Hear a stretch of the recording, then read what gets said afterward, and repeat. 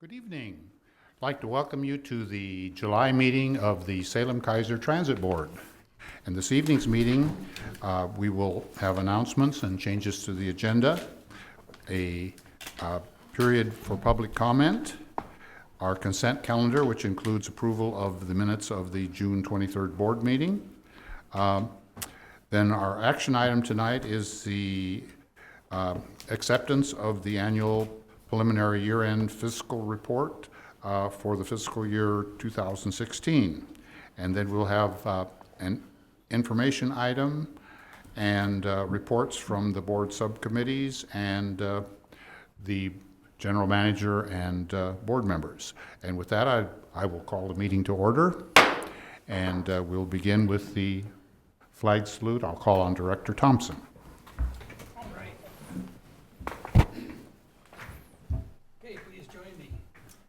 Pledge allegiance to the flag of the United States of America and to the republic for which it stands, one nation under God, indivisible, with liberty and justice for all.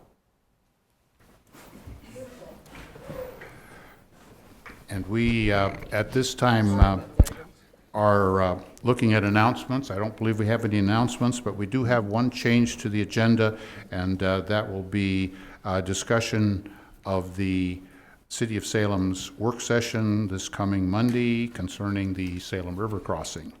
And with that, we will move on to public comment. I do have one other announcement. Oh, one other announcement. If I could turn it over to Steve Dickey real quick. So this evening, I would like to introduce our new information technology manager, Chip Colby. Chip joined us last week, and he comes to us from Oregon State University, where he was the technology services manager for the Student Health Center. Welcome. Well, welcome.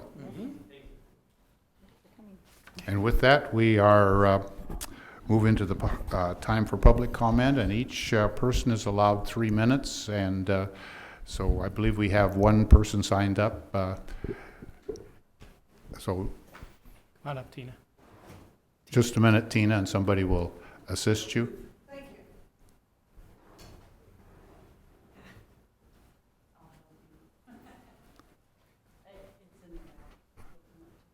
Thank you. I'll look them up. Thank you. Okay. Thank you. My name is Tina Hansen. I live at 1255 Broadway Street Northeast, Salem 97301, and it's good to be back.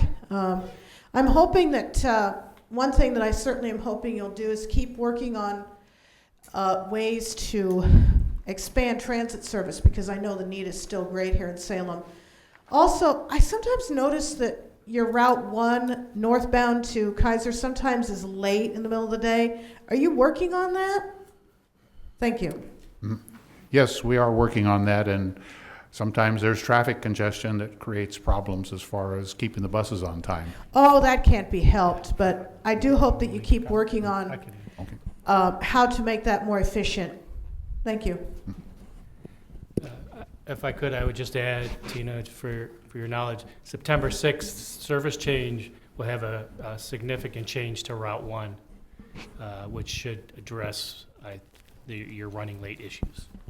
In what way, what kind of changes are you looking at?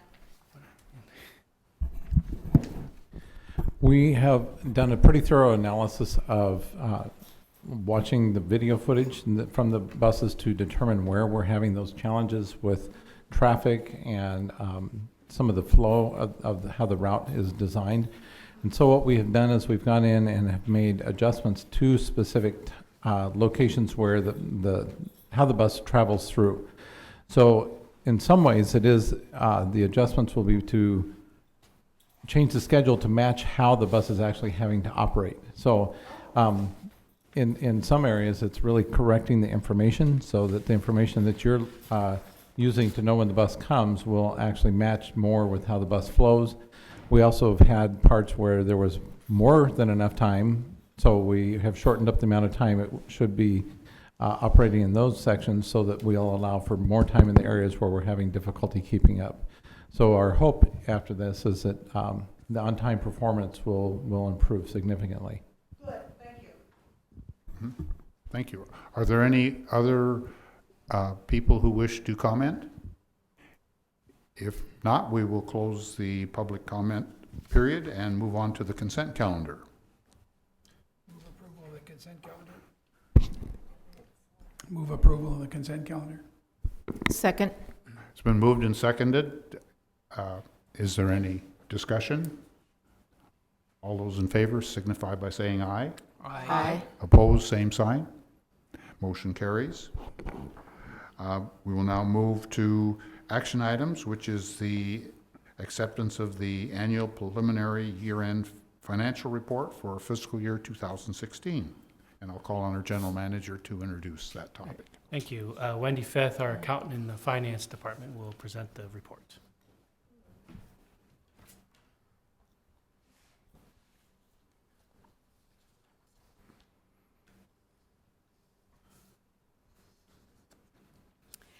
Good evening, President Krebs and members of the board.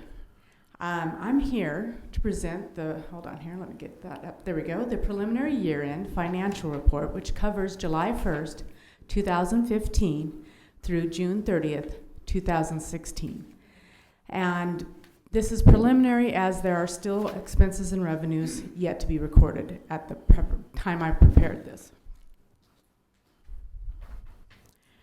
First, let's look at the general fund and the revenues. Our main sources of revenues are federal grants, state in lieu funds, federal energy tax credits, passenger fares, property taxes, and interest on investments. At the time that I prepared this report, we had received 3/4 of the federal grants. The fourth quarter should be around $640,000. The first expense I want to look at is the general manager and board of directors. We're at 97%, and that is after last month's budget amendment.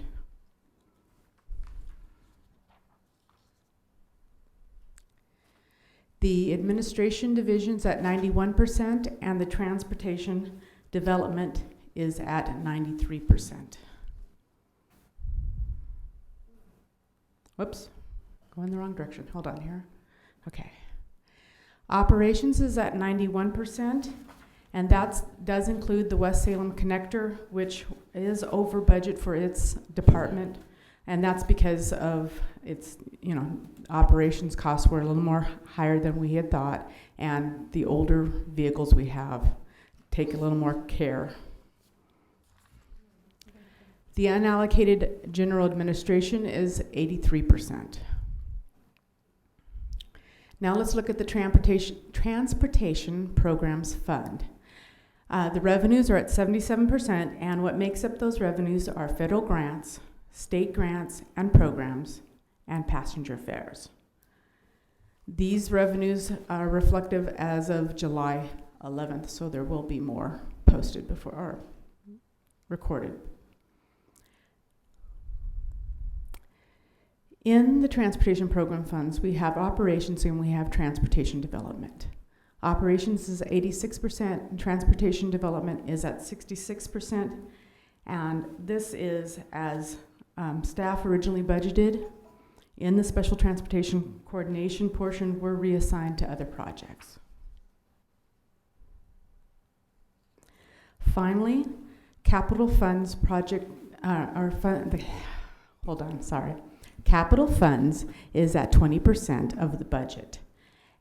Although many projects are still in the planning and procurement stages, we did make progress in the South Salem Transit Center, stops and shelters, the call center phones, technology equipment, Del Webb facility improvements, and the compressed natural gas tank replacement project for the 12 of the older vehicles.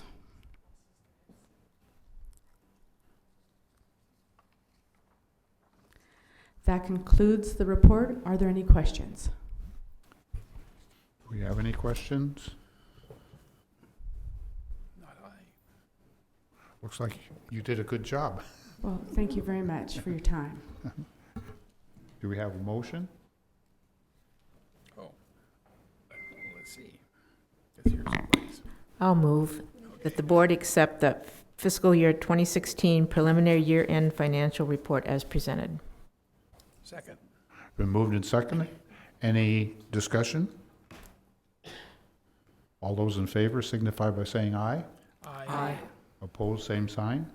Motion carries. So we'll move on to the next item, which is the added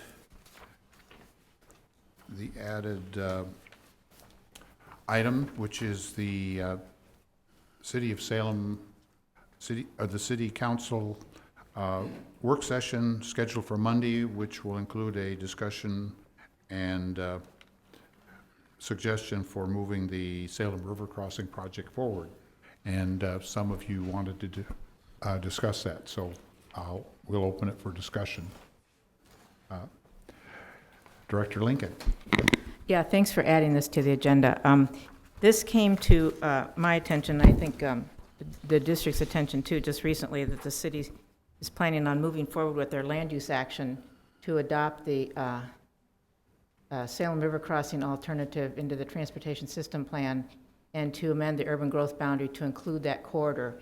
And once they do that, that's set in concrete, and at least until they amend it again sometime, which I don't anticipate doing, which means that all of the transit-related improvements that we would like to see are not going to be part of it. I mean, there are no proposals to add bus lanes or bus shelters or improve transit options, jump lanes, or any more bicycle. I mean, there's a bicycle ped lane across the bridge because that's required.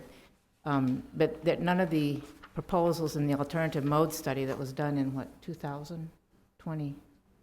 Anyway, early 2000s, none of those are included in the proposed amendment to the TSP. So I think it's something we need to, that I'm interested in following, and I think we need to keep an eye on. We need to kind of stand up for transit's interest in this process, which doesn't seem to have been considered. I'm planning on attending the work session on Monday. There's not going to be any action taken there from what I understand, but they're going to have a discussion among the council, and I would encourage anyone else who wants to keep an eye on this, and maybe, hopefully, we can work with the city before things get too far down the road to try to include some of the other ideas that would be helpful to the transit district.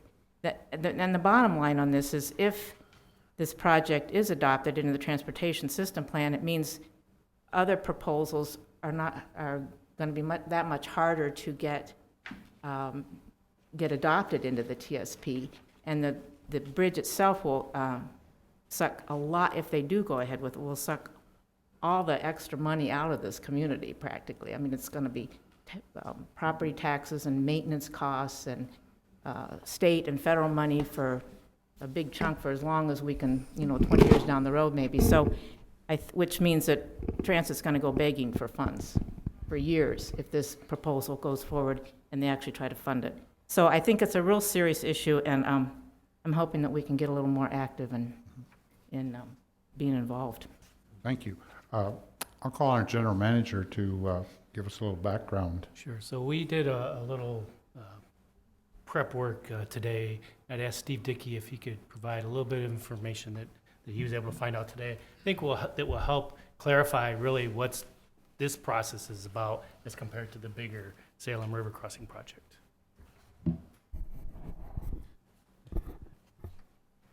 To speak to a couple of things, one of the questions that I believe that was raised in the email was if it is possible for transit to request a meeting of the Salem River Crossing Oversight Committee. I contacted Julie Warnicki with the City of Salem, and she indicated that ODOT is actually the lead agency for that, and that the reason that the Oversight Committee has not met recently is because the work that they had done to the point within the EIS process was complete, and that during this phase there was no work to be conducted. She also indicated that there are updates that the SCATS Policy Committee, which comprises, the membership of the SCATS Policy Committee is, many of them are also on the Oversight Committee as well. What she did say, though, was the process right now, we have a meeting scheduled with them early August, but that the actual hearing process for them moving forward and adopting and then requesting the urban growth boundary expansion, the hearing for that would not start until late September at the earliest, if not a little bit later. So she was felt that there would be time to consider. The other piece of it is that we have been invited and have been at the table during the at least this phase in the process of the design of not just the bridge but the approaches on both sides of the river. And so we have been there to make sure that bus stop improvements will be included in those development designs, that where possible, that if we can work it in the engineering with Q-Jump or at least signal priority, that still will be considered. So those things are still in the works and are still in the conversation. It may not have been formally adopted, and so that would be something that we still would want to watch. But they have kept us at the table during these meetings. And this is with actually the design engineers from ODOT and the consultant team that has been working on actually starting to lay out how Marine Drive would connect in with the bridge and how the connections that the bridge had on the east side of the river would be addressed, how bicycle pedestrian traffic through that area would be addressed. So I think that it is good that we continue to have the conversation, but we have had the opportunity to also be at the table during this part of the process. Director Kelly. I'm somewhat surprised that the city is wanting to go forward in changing the urban growth boundary without a plan to finance the bridge, because without a plan to finance the bridge, the federal government won't allow anything to go forward in building the bridge.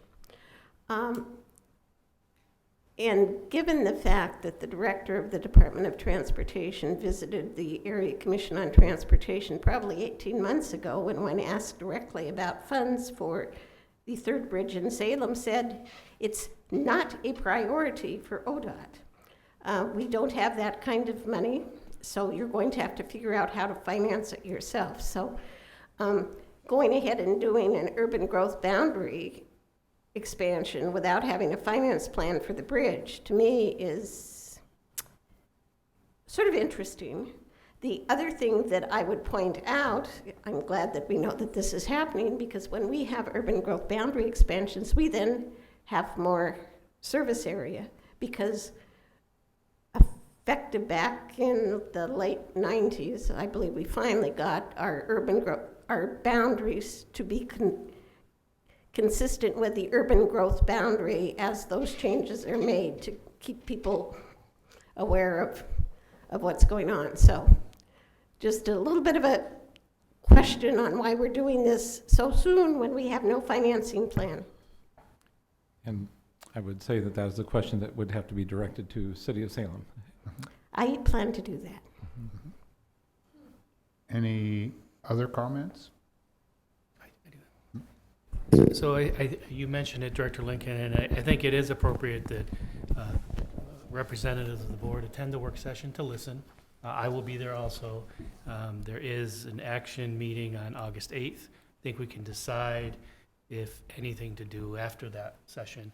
But even if they take action August 8th, that is really, correct me, Steve, it's really to initiate the process. It doesn't guarantee anything, and as you know, that's a pretty lengthy process.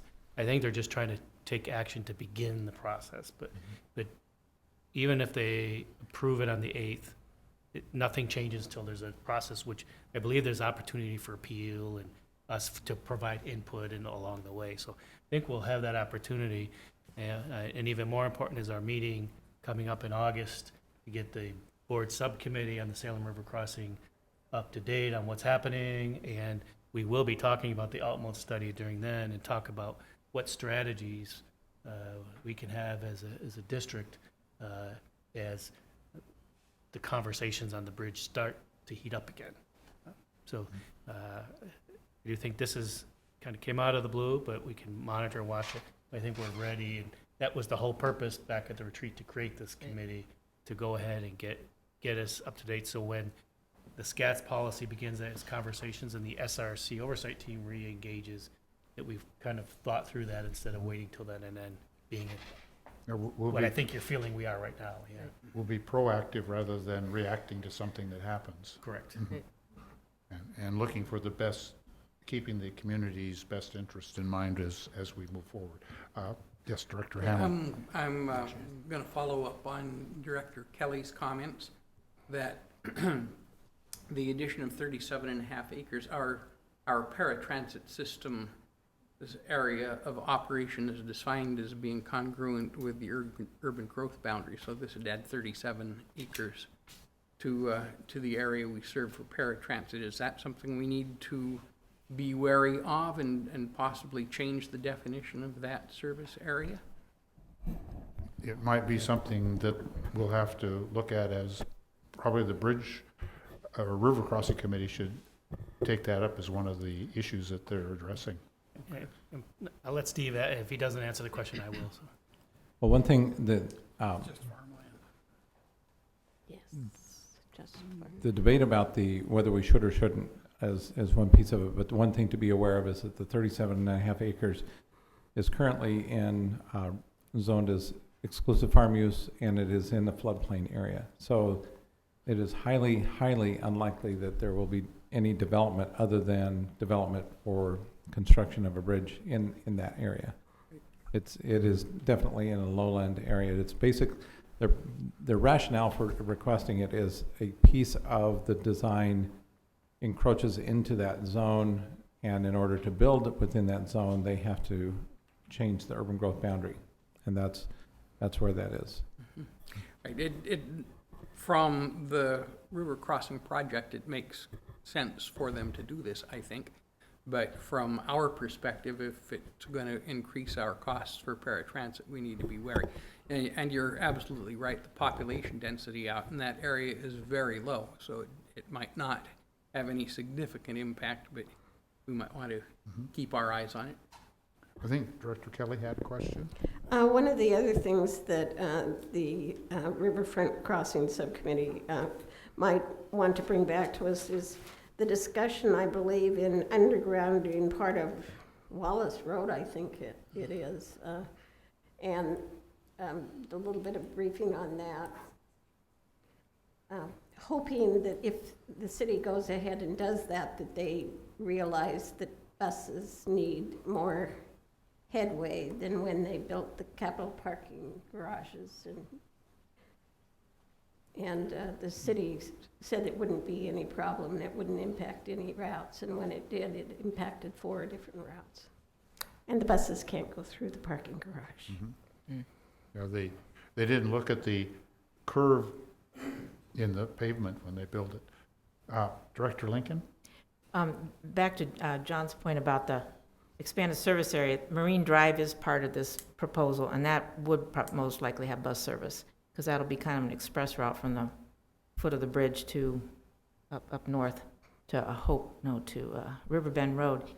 And I imagine the buses would also go across the river, or across the bridge too. So our area will expand a little bit, but not as much as 37 acres, and not a lot of stops along there probably. Right, it's not the scheduled routes, because we can run a route or not as we choose, but the paratransit is currently defined as being contiguous with the urban growth boundary, so passing this would require us to serve 37 more acres.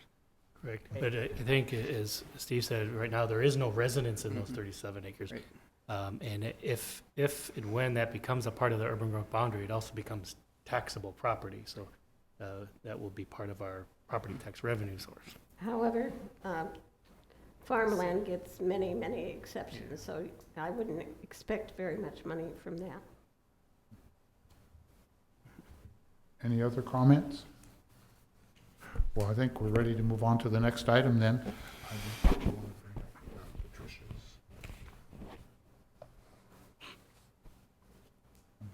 now before we do reports or No. after the reports? I wasn't planning. Or you want to do it after the meeting? Oh, yeah, that's just a side comment. Okay. Yeah, I'm sorry. Well, we're ready to move into reports, and so I will call on Director Hamel to report on the Special Transportation Fund Advisory Committee. No meeting scheduled until September. Okay, thank you. And Director Kelly, you have the Mid-Willamette Area Commission on Transportation. I do. We had a July meeting. Often we don't have July, but we did this month. During the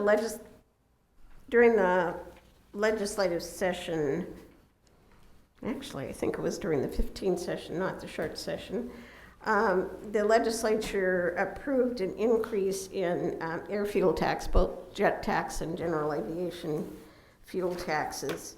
And so we had the director of the Department of Aviation to brief us on the process for spending those extra monies. I did ask him about the airports that charge landing fees, because one of the things that could help the aviation community in improving airports would be if they would charge landing fees at some of them instead of just asking for grants. We had an update on the Newburgh-Dundee bypass. This is a long discussion, or a discussion for a long period of time. The first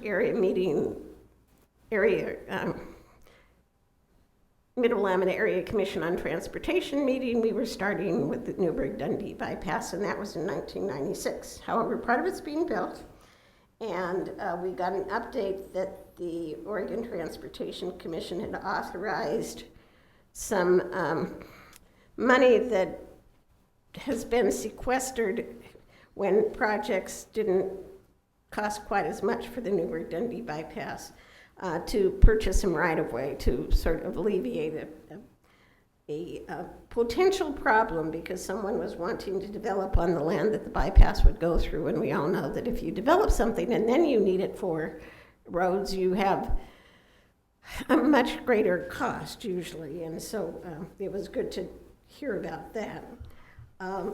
We had a discussion on the Connect Oregon projects of, we didn't discuss the projects as much as we had a discussion on what happened at both the regional and the statewide committees.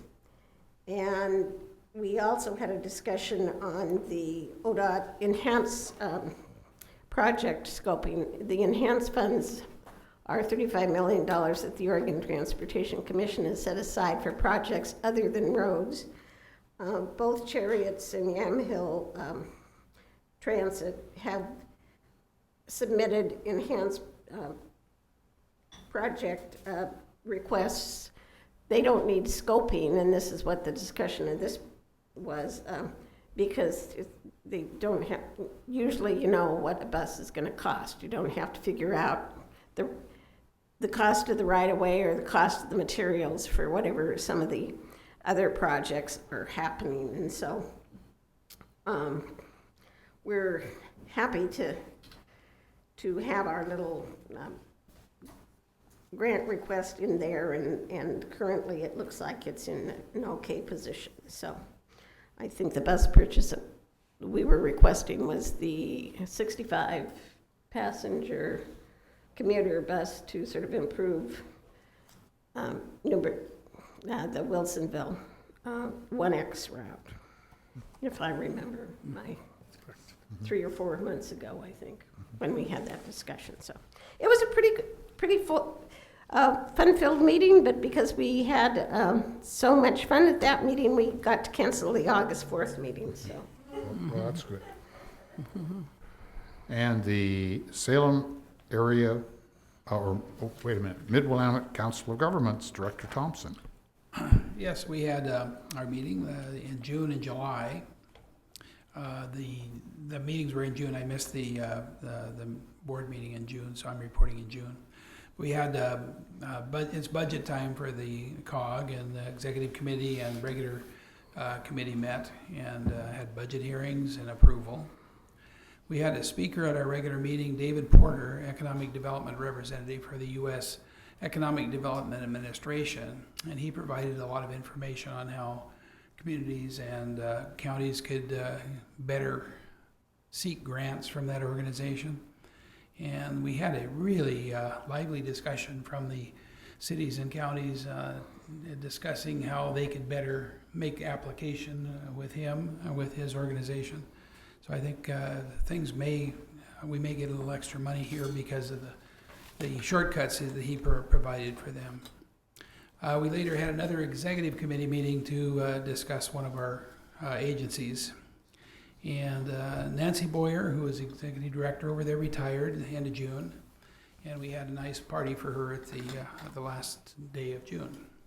And she got some golf clubs as a result. And she's probably out there golfing every day. Thank you.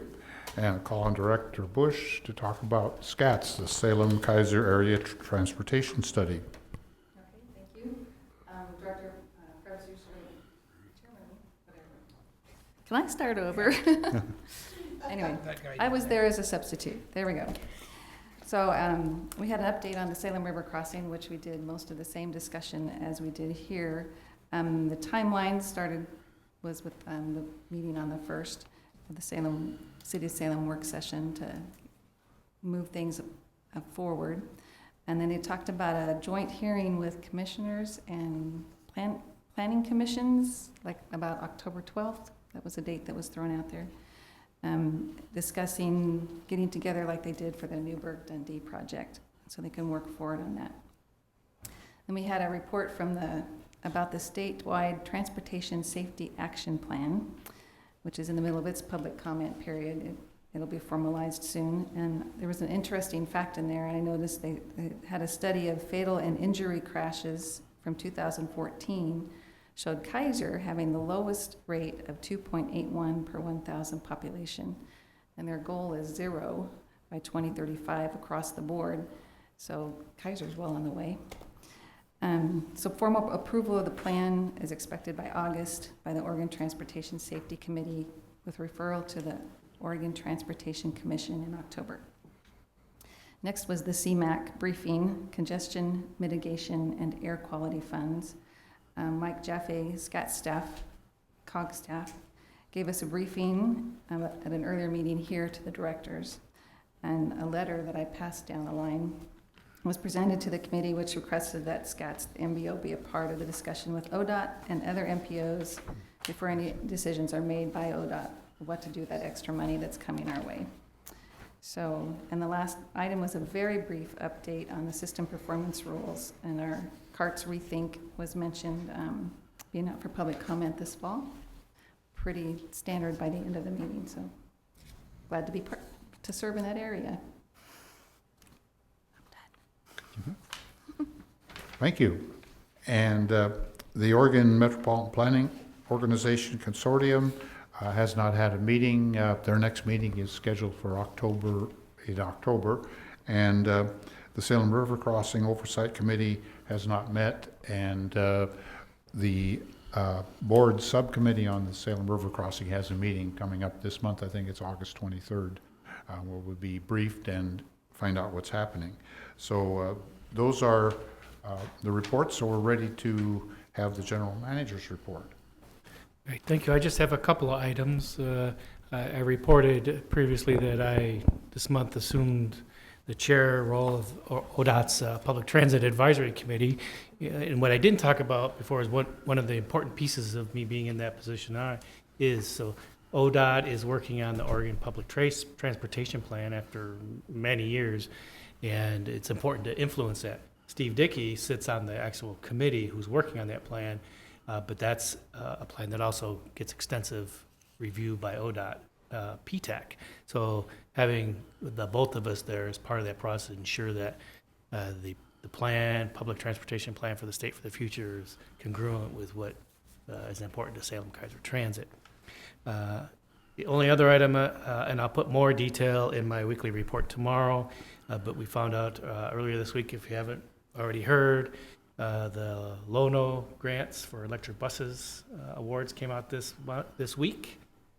We were not selected as one of the recipients, which is unfortunate. But I've already asked Joel Rubin to set up a meeting with FTA to get a debrief to see what we can learn for the next time. But I'll put more details on that tomorrow. That concludes my report. Thank you. I had a fairly busy month, not as being summertime. I attended 2 chamber meetings, both the Keizer and the Salem Chamber programs, and Keizer puts up a better lunch. Really? And I had quite a few hours of board activities. Also attended one neighborhood association meeting. Most of the neighborhood association meetings are on hiatus for the summer. I had an interesting connection with the Eugene Register-Guard newspaper. They called me for an interview concerning the Willamette Valley high-speed rail proposal, as I'm the retired passenger rail coordinator for ODOT. And I attended the meeting for the Association of Oregon Rail and Transit Advocates in Portland, and put in about 16 hours on various things, plus another almost 16 hours on volunteer items like I-Courier trips to Portland and feeding the homeless, and some time at Saturday Market with a nonprofit group. And with that, I'll call on Director Thompson. Oh, just pop right in between. Oh, I'm trying to rotate a little bit. Well, due to my travel schedule, I had to miss the June board meeting. And I think that's the second one I've missed in 17 years, so maybe I shouldn't be punished too much, I don't think. Anyway, my travel schedule just didn't allow that to happen. I attended one neighborhood meeting, 2 chamber policy meetings in June and July. And the policy meetings, generally, we're talking with candidates for House districts, and it was interesting to see the chamber's approach to them. And anyway, that's basically all that I did for the month. Thank you. Director Kelly. I did the work session, and I did the Area Commission on Transportation. Other volunteer activities, I did a couple shifts at the art fair for the Salem-Keizer booth, and I will be announcement about an activity in the area at the Great Oregon Steam Up at Antique Powerland at Brooks. Our Kiwanis group has a booth, so I will be there for the next 2 weekends, both Saturday and Sunday. And mainly, I have just been working on a house project because we're scraping the house so we can paint it. And it takes a long time because we have to scrape everything off before we paint. Sounds like a fun job. I was doing it until 5:30 tonight, so. I'll go back to Director Bush. Okay. So, well, due to our daughter getting married the first part of July, our last week of June and the first week of July, we were partying pretty much. Had a really good time, really good wedding, and the new couple's off in Bemidji, Minnesota. If you know where that is, yes. You're going to go to school this fall. I spent some time at the Marion County Fair through 4-H. I met with some constituents there after we were done with the Performing Arts Review. We kind of wandered around and talked with folks, and got some really good feedback about our services. I attended the SKIT work session, the SKT, what are we at? We're at Salem-Keizer Transit work session. We had an executive session last time. Attended the Coffee with Kathy, which is a relaxed group of interested Keizer citizens who can meet with her once a month. We rotate coffee shops in Keizer. She calls this her coffee cabinet. And we talk about all kinds of things about Keizer. We focused a lot on police funding. Keizer needs a new police officer, but how are we going to pay for it? We talked about the sidewalks and completion project that is being worked on through the SCATS traffic impact analysis. We talked about Parks Foundation and their plans for having a big event coinciding with the what's it called? The solar eclipse next summer. So I hear lots of hotels are already booked up for folks to come to our area to watch it. There's going to be a new council person to fill in Councilman Coho's spot because he has resigned. And then there'll be someone to sign up to be elected for the new term starting in January. So I went to that.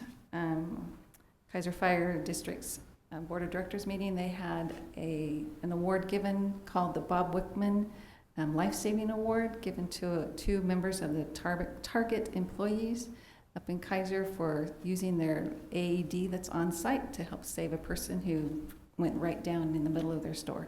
And they did a really good job taking care of her. So, and then attended the Keizer Chamber Government Affairs Committee meeting. It was a very interesting discussion. They're talking about the IP28 and how that will affect all businesses in our area in Oregon. And they had a presentation by Patty Milne for her campaign. So that's, I think I have one last thing. Oh, constituent remarks. Was introduced to a senior ambassador from the Salem Chamber at a ribbon cutting ceremony. And she had a suggestion about how to keep our bus shelters clean. She said, you should probably sell advertising for the bus shelters, and the people who purchase the advertising are responsible for keeping that shelter clean. I thought, I might pass that on. Thank you. And that's it. And Director Hamill. It's summer. It was vacation time. I did not attend very many community service things related to transit in the month just past. That was quick. Thank you. And Director Lincoln. Pretty much the same for me. I was gone for a couple of weeks, but I did attend the work session by phone while it was storming and blowing and lightning outside in Minnesota. You didn't tell us. And have just been trying to keep up with what's going on, reading newsletters and the new transportation safety plan, and staying online a lot, way too much probably. But Okay, is there anything else that we want to discuss during this meeting before we recess to go into executive session? Okay. One item, and that was addressed in one of the handouts for today, the Ms. DeCario's comment on cherry lift for her group travel. And on the whole, I felt that that staff's response to that was right on the nose, that if they are 6 out of 28 cherry lift eligible, she should probably be looking for a different service to conduct that trip. Yes. I agree with that. And Ms. Feeney, did you have some comments on that? Okay. I do not. No, okay, I'm putting you on. Well, let's recess the meeting, and we'll have a brief conversation about the item that Director Hamill just talked before we go into executive session. Do you want to announce the executive session and read the Yes. text in open session? We're going to have a brief recess, and then we're going into executive session, and the Salem Area Mass Transit District Board of Directors will meet in executive session to review and evaluate the employment-related performance of the Chief Executive Officer pursuant to ORS 192.6602F. At the end of the executive session, the board will return to open session to take action if necessary. No decisions will be made in executive session. Representatives of the news media and designated staff shall be allowed to attend the executive session pursuant to ORS 192.6602I. Representatives from the news media are specifically directed not to report any of the deliberations during executive session except to state the general subject of the session as previously announced. And so we are in recess, and let's we want to take a discussion, and then we'll have a break, and then reconvene in executive session. In the, but you want to talk about? No, that's just, don't worry about that at all. Don't worry about that at all. Okay.